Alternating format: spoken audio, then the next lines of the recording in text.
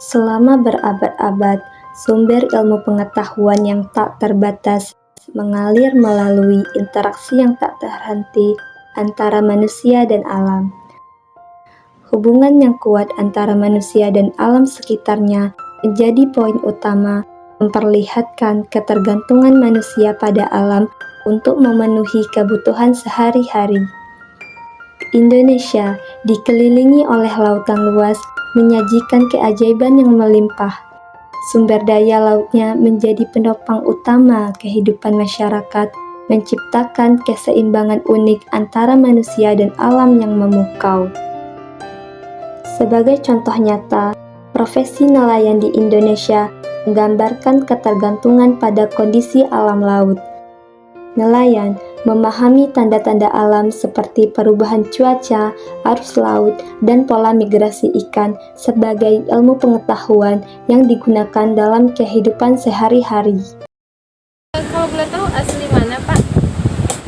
Dari air tawar ini. Bapak udah berapa lama jadi nelayan, Pak? Ya kalau Bapak ya, barangkali semenjak tahun yang Bapak bilang itu tahun 72, 71. Kemudian mulai dari jam berapa, Pak, biasanya pergi melaut? Kalau di tepi ini rata-rata pagi jam 6 atau jam 7. Itu sampai sore, Pak? Ya sampai sekarang ini, sampai jam-jam tengah hari Malam begini. nggak ada, Pak? Malam itu jarang ada juga. Terus persiapan Bapak tuh biasanya apa aja, Pak, kalau mau pergi nih? Ya seperti pukat yang Bapak ceritakan tadi, jaringnya. Di Bapak punya ini kira-kira ada 10 ada. Orang, Pak, biasanya melaut tuh, Pak? Putarkan pukat ini biasanya kalau pukat tepi itu bertiga atau berempat. Itu Paling banyak. yang di darat Masih menunggu 4 pula di tepi. Biasanya di laut itu berapa lama gitu, kayak Masang jaring itu, iya, ya kira-kira lebih kurang setengah jam.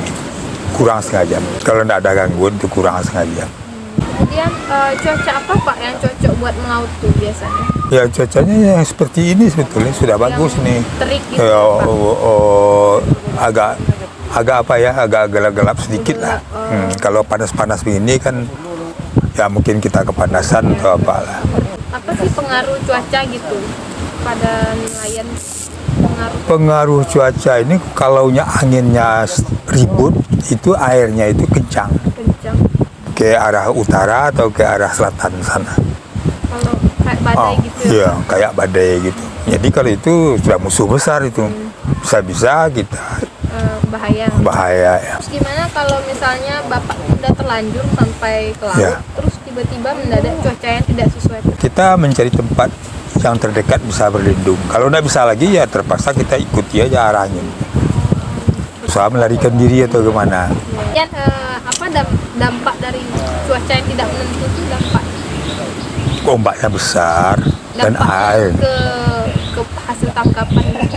Oh iyalah, jangan hasil tangkapan kita pulang kosong kok. Bisa saja nanti kalau cuaca agak kelewatan ributnya, ikan yang dapat itu bisa dibuang semua. Dampak jika cuaca musim penghujan, Pak? Kalau kita di tepi ini kalau musim hujan, airnya itu kuning agak deras. Jadi sampahnya Lebih banyak sampahnya lebih banyak. Apalagi sekarang ini bukan sampah alam, sampah masyarakat. Kalau dampaknya di musim kemarau, Pak? Musim kemarau ini panasnya dan airnya tidak begitu bersahabat dengan kita, terlalu terang airnya, jernih. Musimnya sedang-sedang aja, yang bagusnya itu. Itu tuh kita kesusahan juga, makanya kita tidak melaut satu orang pun. Hari yang sebagus ini kita tidak melaut, coba bayangkan. Agak rugi ya? Rugi lah. Salah cuaca. Ya barangkali kita karena tinggal di sini lah, mungkin karena Bapak tinggal di dekat kampus ini mungkin tidak begitu terasa kerugiannya. Mungkin ada di antara saudara kita ada yang dagang atau apa. Lalu apa solusi Bapak atau cara Bapak mengatasi yang karena cuaca yang tidak menentu ini misalnya, Pak? Kan berpengaruh pada itu kan pekerjaan Bapak. Ya, kalau Bapak jalan keluarnya karena Bapak karena kita tidak ada daerah pertanian di sini. Kalau ada daerah pertanian mungkin bertani. Jadi Bapak kalau udah ke laut ya paling renovasi barang-barangnya yang ada. Apa kesulitan terbesar Bapak selama menjadi nelayan itu apa? Yang pernah Bapak alami gitu? Ya, yang kita Bapak sulit juga mengatakannya. Karena musim yang ada musim di sini yang tidak bisa diatasi seperti yang kata Bapak katakan tadi. Contohnya kalau yang dapat banyak itu bagaimana ada di kaleng kan bisa dijual ke gunung sana kan gitu. Itu yang belum ada. Iya. Malah dulu Bapak ikut rapat di nelayan itu tingkat Sumatera Barat ini. Itu yang Bapak kedepankan. Bagaimana mengatasi yang orang banyak dapat itu, kita yang sedikit ini dibeli di pasaran yang banyak itu dibikinkan kaleng. Sehingga yang sedikit ini dibeli orang juga. Orang gunung sana bisa makan ikan. Nelayan yang tradisional seperti Bapak ini tidak lebih gajinya paling minim, paling rendah kalau menurut hitungan Bapak. Paling rendah. Kenapa? Kalau menurut hitungan Bapak, 1 bulan itu 30 hari, 10 hari kami dapat mencari yang berpenghasilan. Itu pun sedikit. Artinya kita harus mengatakan cara yang di sini itu sampingan. Contohnya nelayan itu kalau nak dibantu oleh negara itu membeli mesin tempelnya itu 50 juta. Tidak ada nelayan itu yang kuat untuk belinya. Apakah ikan itu memilih pola migrasi, Pak? Itu pengaruh apa saja? Pengaruh air saja. Kalau umpamanya airnya agak jernih musim panas ini, ikannya pinang itu.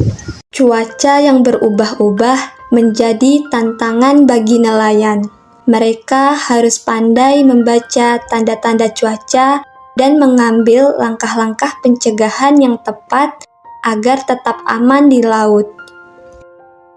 Perencanaan yang baik dan pengetahuan tentang cuaca adalah kunci dalam menjalankan kegiatan penangkapan mereka.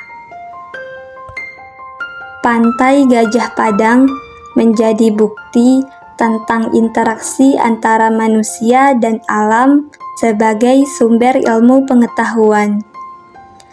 Melalui pengetahuan tradisional, keindahan laut, pengaruh cuaca, serta tanggung jawab ekologi, nelayan telah membuktikan betapa berharga dan pentingnya memahami hubungan ini.